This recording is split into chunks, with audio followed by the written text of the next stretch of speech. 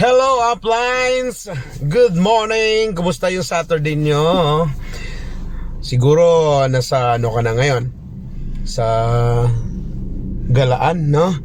Gala, tapos basta wala ka sa inyo o kaya nasa inyo ka pero basta nagre-relax ka.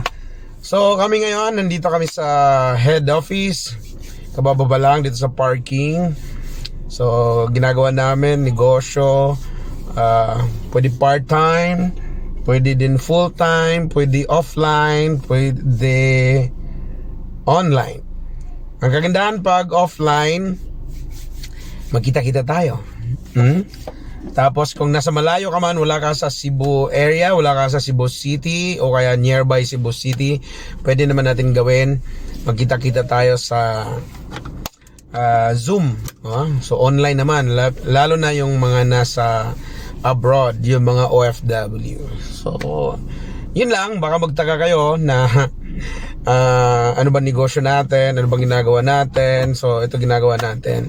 So PM lang po kayo sa account na to para may share ko sa inyo yung opportunity. Kasi yung vlogging sa atin, tools lang po para makarating yung mga magandang balita sa inyo. So yun lang po, hindi natin kinakarir yung pag-vlog.